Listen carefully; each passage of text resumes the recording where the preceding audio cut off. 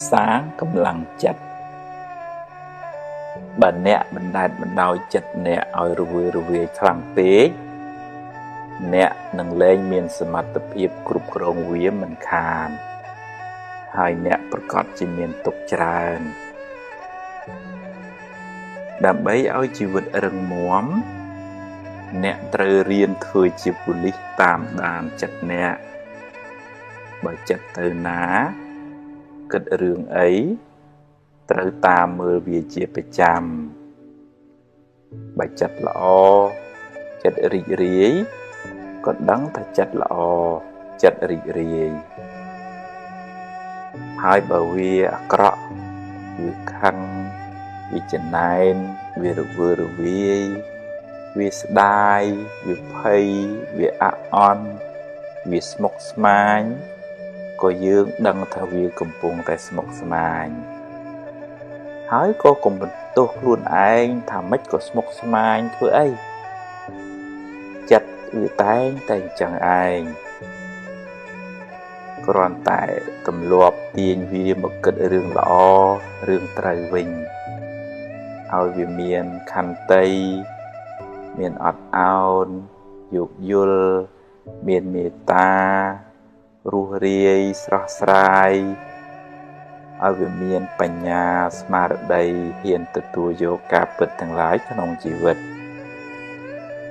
ទាញវាឲ្យបានរឿយរហូតសតិស្មារតីយើងមានកម្លាំងខ្លាំងជាងធាតុអាក្រក់ទាំងឡាយក្នុងចិត្តយើងក្លាយជាម្ចាស់គ្រប់គ្រងចិត្តយើងមិនសូវគិតរឿងផ្ដេសផ្ដាស់ទេព្រោះយើងតាមដានវារហូតអ្នកណាអាចធ្វើជាម្ចាស់ចិត្តបានទើបអាចបានសេចក្តីសុខច្រើនក្នុងជីវិតនេះ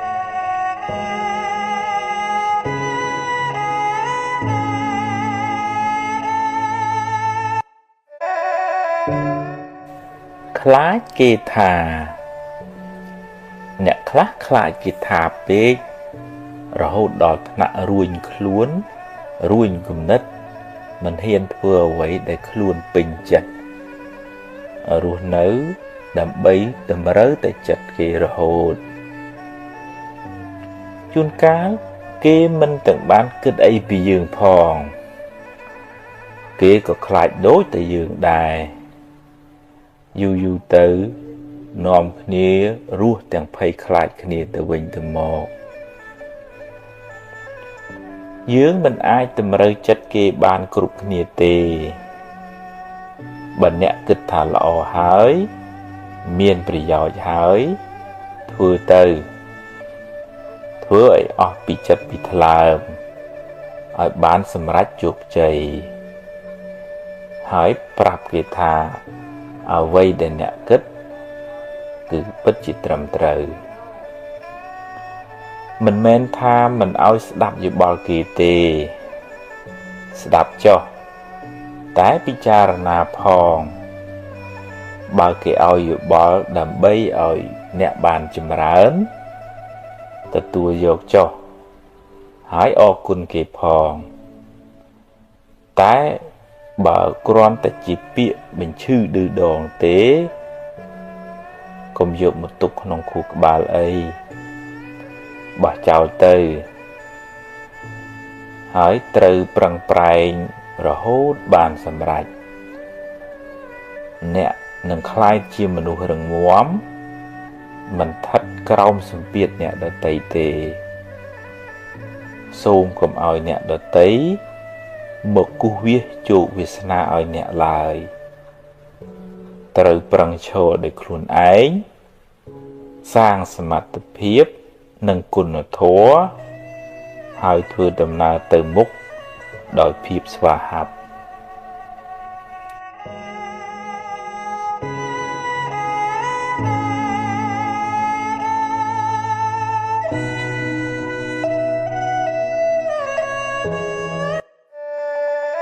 គេឈ្នានេះខ្ញុំខំធ្វើល្អណាស់តែនៅតែមានគេចំណែននិន្ទាខ្ញុំ និយាយអាក្រក់ពីខ្ញុំឌឺដងដាក់ខ្ញុំបង្ខូចខ្ញុំរហូតបើអ្នកប្រឹងប្រែងធ្វើល្អអ្នកជាមនុស្សល្អហើយបើគេច្រណែននិន្ទាអ្នកគេជាមនុស្សអាក្រក់មិនពាក់ព័ន្ធគ្នាទេតែបើអ្នកមួម៉ៅនឹងគេអ្នកក៏คล้ายជាមនុស្សអាក្រក់មួយនឹងគេដែរបើគេហុចភ្លើងឲ្យអ្នកទទួលឬមិនទទួលជាសិទ្ធិរបស់អ្នកបើអ្នកចង់ក្តៅទទួលយករឿងនឹងមកដាក់ក្នុងខួរក្បាលទៅក្តៅក្រហាយហើយតែបើអ្នកមិនចង់ក្តៅទេកុំយកភ្លើងនឹងអីកុំទុកដាក់ក្នុងខួរក្បាលអ្នកអីឲ្យគេយកទៅវិញចុះឬក៏ឲ្យវារសាត់បាត់ពីខួរក្បាលអ្នកទៅអ្នកនឹងមិនសូវលំបាកទេគេឌឺដងចង់ឲ្យអ្នកក្តៅបើអ្នកក្តៅតាមគេមែនមានន័យថាអ្នកធ្វើតម្រូវចិត្តសត្រូវរបស់អ្នកហើយគេមានឥទ្ធិពលលើជីវិតអ្នកហើយកុំបណ្ដោយឲ្យអ្នកដទៃមកកំណត់សុខទុក្ខក្នុងចិត្តអ្នកឡើយ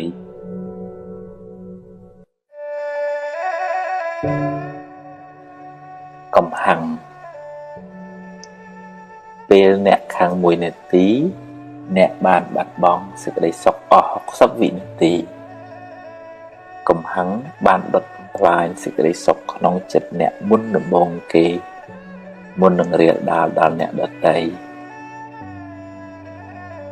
សាមញ្ញជនយើងគ្រប់គ្នាតែមានកំហឹងតែកុំខឹងយូរពេកខឹងមួយផ្លែតបានហើយរួចភ្លេចទៅកុំគុំទុកអីព្រោះបើគុំទៅក្តៅតែខ្លួនឯងជួនកាលគេមិនទាំងដឹងខ្លួនផងរៀនខន្តីខ្លះទៅអ្វីមិនចេះតែបានតាមចង់ទេកុំមួម៉ៅក្តៅក្រហាយពេកអីគ្មានបានអីមកផងបានតែកើតទុក្ខថែមរៀនអត់ឱនយោគយល់ខ្លះទៅមានអ្នកណាចង់ខុសចង់អាក្រក់ទេបញ្ញែបញ្យល់គ្នាទៅបើគេធ្វើតាមជាការល្អតែបើគេមិនធ្វើតាមទេក៏មិនដឹងធ្វើម៉េចហើយបើក្តៅក្រហាយទៅក៏បានត្រឹមតែកើតទុក្ខទៅទេហើយបាបទៀតប្រឹងណែនាំឲ្យអស់ពីលទ្ធភាពទៅហើយសប្បាយចិត្តនឹងអ្វីដែលយើងអាចធ្វើបានទើបមិនសូវកើតទុក្ខអ្នកអាចបង្កើតរូបគេបានតែមិនអាចបង្កើតចិត្តគេបានទេសត្វលោកប្រព្រឹត្តទៅតាមកម្មរបស់ខ្លួនកំហឹងមួយផ្លែតកំហុសមួយជីវិតកុំយកកំហឹងជាម្ចាស់ក្នុងការសម្រេចចិត្ត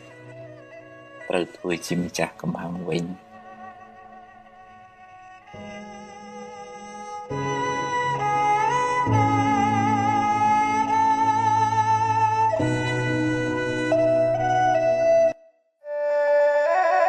រវល់អ្នកណាក៏រវល់ដែររវល់រកទ្រព្យរវល់បំពេញកិច្ចការងាររវល់រឿងគ្រួសាររវល់នោះរវល់សឹងតែរកថ្ងៃស្លាប់មិនបានផងពេលខ្លះសម្ពាធការងារច្រើនពេកគិតច្រើនពេកកាយក៏ហត់ចិត្តក៏ហត់យូរទៅជាស្មុគស្មាញចិត្តរកសុខមិនសូវឃើញឡើយ ការងារចាំបាច់ត្រូវតែធ្វើតែក៏ត្រូវតែរៀនអប់រំចិត្តជាមួយផងទើបមិនសូវមួម៉ៅរៀនដោះលែងខ្លួនអ្នកពីរឿងអតីតកាលកុំសូវរំលឹករំលើកវាពេកឲ្យវាហួសទៅចុះហើយក៏កុំសូវព្រួយបារម្ភនឹងរឿងដែលមិនទាន់កើតឡើងពេកអីរឿងណាត្រូវកើតដេកយំប៉ុណ្ណាក៏នៅតែកើតហើយអ្វីមិនចេះតែបានតាមចិត្តយើងរហូតទេកុំមួម៉ៅពេកជីវិតគឺអញ្ចឹងឯងហើយទម្លាប់កុំគិតរញ៉េរញ៉ៃពេកកុំគិតច្របូកច្របល់ក្នុងពេលតែមួយវាធ្វើឲ្យអ្នកវិលវល់ទម្លាប់គិតរឿងណាឲ្យប្រកបជាមួយនឹង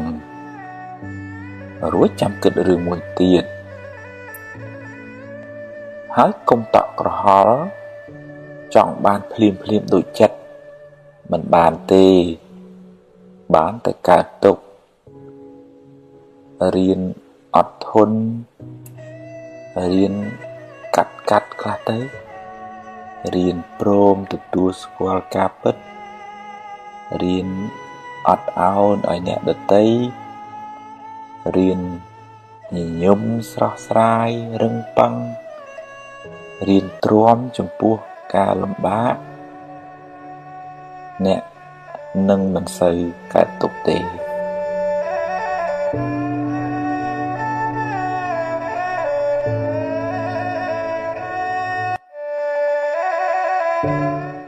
ស្មុគស្មាញចិត្ត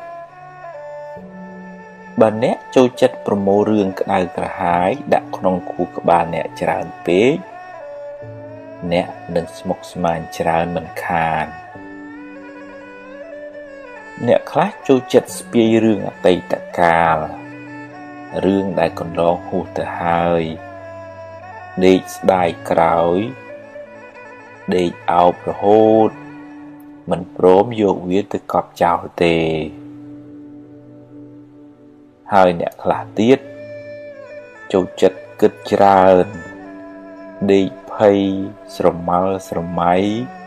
បង្កើតរឿងមកបន្លាចខ្លួនឯងតាមពិតទៅរឿងនោះមិនទាំងទាន់កើតឡើងផងបើតែយ៉ាងនេះយូរទៅចិត្តអ្នកកាន់តែស្មុគស្មាញទៅដោយសារតែមិនព្រមបោះចោលខ្លះប្រឹងដើរប្រមូលសម្រាមបន្ថែមរាល់ថ្ងៃរឿងអីថាមិនលំបាកដើម្បីបានសេចក្តីសុខកុំឲ្យស្មុគស្មាញច្រើនទាល់តែរៀនកាត់ខ្លះរៀនបោះចោលខ្លះរៀនព្រមខ្លះនិងរៀនប្រឈមមុខចំពោះការពិតខ្លះទោះបីរឿងល្អរឿងមិនល្អក៏ប្រឹងដោះស្រាយទៅកុំស្មុគស្មាញពេកជីវិតគ្មានសេរីទេស្មុគស្មាញច្រើនជីវិតមិនសូវបានសុខទេ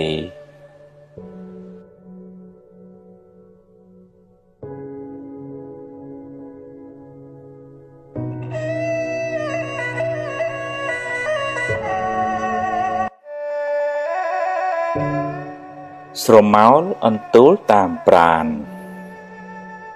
បើអ្នកញញឹមដាក់កញ្ចក់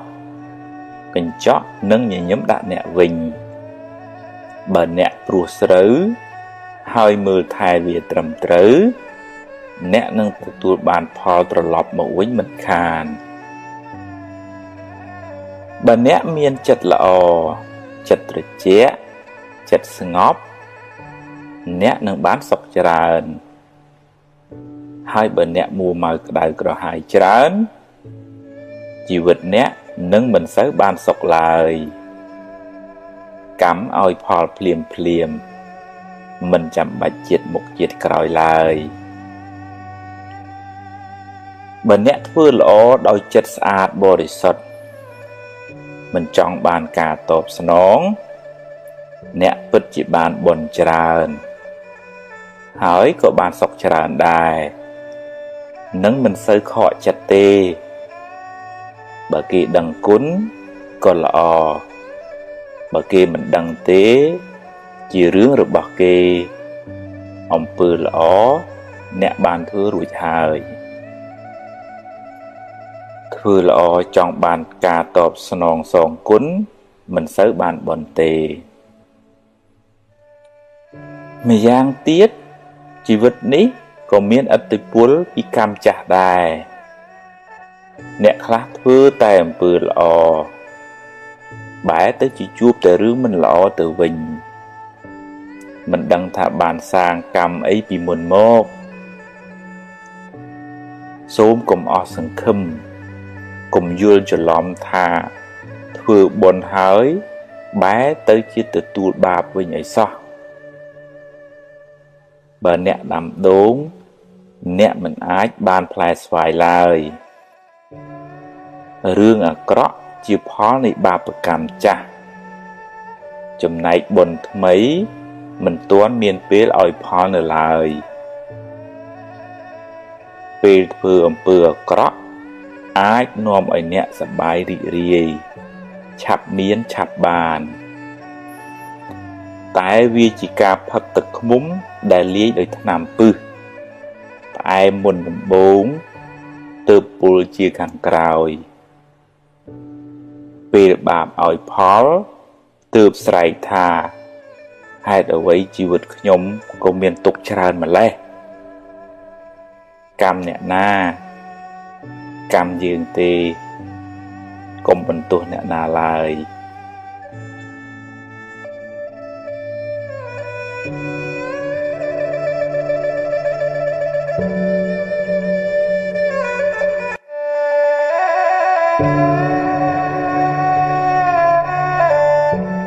បុណ្យមានទ្រព្យនៅបើបុណ្យអ្នកនៅមានរួមផ្សំជាមួយការប្រុងប្រយ័ត្នផងទ្រព្យអ្នកមិនងាយបាត់បង់ទៅណាទេតែពេលណាអ្នកអស់បុណ្យហើយអ្នកមានសេះសល់បាបពីមុនមកផងទ្រព្យឃើញនៅនឹងភ្នែកក៏យកមិនបានឬត្រូវបាត់បង់ខូចខាតទៅវិញបាបកម្មនាំឲ្យរកស៊ីមិនឡើងឬខាតចុងខាតដើមមានដូចជាកឹបកេងទ្រព្យគេជំពាក់លុយគេមិនសងសន្យាថាឲ្យហើយបែរជាមិនឲ្យវិញសន្យាថាឲ្យច្រើនតែបែរជាឲ្យតិចវិញកំណាញ់ស្វិតមិនចិញ្ចឹមមេដាបេដាជាដើមសេចក្តីលោភធ្វើឲ្យមនុស្សចង់បានទ្រព្យគេមកជារបស់ខ្លួនទ្រព្យនោះអាចបានមកមែនតែជាទ្រព្យក្តៅក្រហាយជាទ្រព្យមានពៀបាបកម្មនោះនឹងតាមលងបន្លាចបុគ្គលនោះរហូតដល់ថ្ងៃស្លាប់ហើយនឹងត្រូវរងទុក្ខវែងឆ្ងាយក្នុងកំណើតតទៅមុខទៀតម្យ៉ាងទៀតសេចក្តីកំណាញ់ធ្វើឲ្យមនុស្សមិនហ៊ានធ្វើទានទេពេលខ្លះមិនទាំងហ៊ានចិញ្ចឹមម៉ែឪឯងក៏មានសេចក្តីកំណាញ់មកខ្សឹបប្រាប់យើងថាបើធ្វើទៅក្រែងអស់តែបើតាមពិតទៅនៅដំណាក់កាលចុងក្រោយយើងគ្រប់គ្នាត្រូវទៅខ្លួនទៅទេគ្មានយកអ្វីទៅតាមខ្លួនបានបន្តិចសោះឡើយបើមិនបានធ្វើបុណ្យទេទ្រព្យនោះគេចែកគ្នាអស់គ្មានបានជាប្រយោជន៍សម្រាប់ខ្លួនយើង ទៅកាន់បរលោកឡើយមានតែបុណ្យដែលខ្លួនយើងសន្សំរឿយទេទើបបានជាទីពឹងទៅក្នុងលោកខាងមុខបាននិយាយនេះមិនមែនមានន័យថាឲ្យឈប់រកស៊ីធ្វើតែទានឲ្យអស់ទៅនោះទេតែគួរបែងចែកសម្រាប់សេចក្តីសុខបច្ចុប្បន្នផងសន្សំបុណ្យបានជាទីពឹងទៅក្នុងបរលោកនាយផងព្រោះដំណើរកើតស្លាប់គឺត្រូវធ្វើដំណើរតែម្នាក់ឯងគ្មានអ្នកណាមកគំដរអ្នកទេរីឯបុណ្យដែលនាំឲ្យអ្នកចម្រើនដោយទ្រព្យសម្បត្តិរកស៊ីធូរគឺការចេះធ្វើទានសង្គ្រោះដល់អ្នកលំបាកដែលលោកហៅថាសង្ឃហទាននិងការចិញ្ចឹមមាតាបិតាទំនុកបម្រុងអ្នកមានសិលជាដើមដែលលោកហៅថាបូជាទានបុគ្គលដែលមានចិត្តសប្បុរសមានចិត្តមេត្តាមិនកំណាញ់មិនគិតតែខ្លួនឯងរមែងទទួលបានសេចក្តីស្រឡាញ់សេចក្តីសុខតាំងពីបច្ចុប្បន្នរហូតបរលោកនាយកុសលធនៈទានមើលពីខាងក្រៅហាក់ដូចជាអស់ទ្រព្យពីខ្លួនតែវាមានឧបមាដូចជាការព្រុះស្រូវក្នុងស្រែអ្នកអស់ស្រូវពូជពីល្អីមែនតែចុងក្រោយអ្នកទទួលបានផលច្រើនបុគ្គលដែលបានធ្វើទានទុកហើយកើតជាតិណាតែងកើតក្នុងត្រកូលមានទ្រព្យសម្បត្តិបើរកទទួលទានក៏រកបានដោយងាយហើយមិនងាយបាត់បង់ទ្រព្យសម្បត្តិទៅណាទេ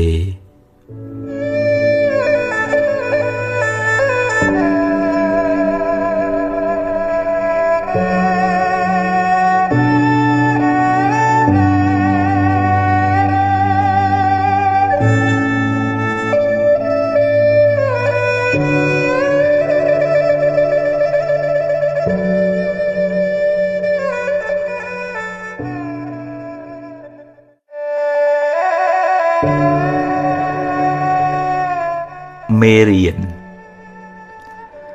អាចថាមានពេលខ្លះអ្នកគិតមិនបានគ្រប់ជ្រុងជ្រោយហើយក៏និយាយជ្រុលជ្រោះឬសម្រេចចិត្តខុសដែលនាំឲ្យខូចខាតប្រយោជន៍ឬបាត់បង់ទ្រព្យធនជាដើមសូមគុំស្ដីបន្ទោសខ្លួនឯងច្រើនពេកអីដំណើរជីវិតតែងមានខុសខ្លះអីចឹងឯងគ្មានអ្នកណាម្នាក់បានល្អ 100% ទេអាយុនៅក្មេងចិត្តគំនិតក៏នៅក្មេងខ្ចីធ្វើឲ្យអ្នកឆាប់ឆេវឆាវហើយគិតខ្លីវាជាដំណើរធម្មតានៃការវិវត្តផ្នែកខួរក្បាលនិងចិត្តគំនិតបើខុសឆ្គងសូមការអនុគ្រោះលើកលែងពីគេទៅកុំខ្មាស់អៀនអីរួចហើយងើបឡើងបន្តដំណើរទៅមុខទៀតផ្ដល់ឱកាសឲ្យខ្លួនឯងជាលើកទី2ក្មេងធ្លាប់ដួលរាប់សិបដងទម្រាំចេះដើរចាត់ទុកកំហុសខុសឆ្គងនិងបរាជ័យទាំងនោះថាជាមេរៀនជាបទពិសោធន៍សម្រាប់ការសម្រេចចិត្តឲ្យបានត្រឹមត្រូវនៅថ្ងៃក្រោយរឿងមិនល្អ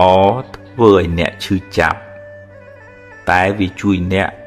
ឲ្យមើលឃើញបញ្ហាបានច្បាស់ជាងមុនស្គាល់មនុស្សបានប្រកបជាងមុនអង្គុលីមៀលផុងខ្លួនធ្វើខុសដើរសម្លាប់មនុស្សរាប់រយរាប់ពាន់នាក់តែចុងក្រោយបានតាំងចិត្តកែខ្លួនបួសជាបព្វជិត ហើយបានត្រាស់ជាព្រះអរហន្តបានជាសាវកដ៏ឆ្នើមរបស់ព្រះពុទ្ធជាម្ចាស់ទៀតផងអ្នកបានធ្វើកំហុសពីមុនមកហើយចេះកែប្រែខ្លួនព្រះពុទ្ធជាម្ចាស់ទ្រង់សរសើរថាជាបណ្ឌិតជីវិតបានភ្លឺត្រចះត្រចង់ឧបមាដូចជាព្រះច័ន្ទបានចេញផុតពីពពកដូច្នោះឯង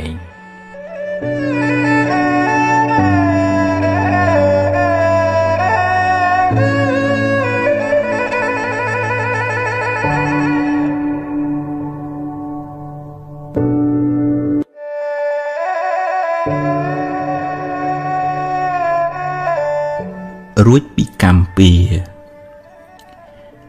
វេរាពីអតីតមកអ្នកគ្មានវិធីរត់គេចពីវាបានទេ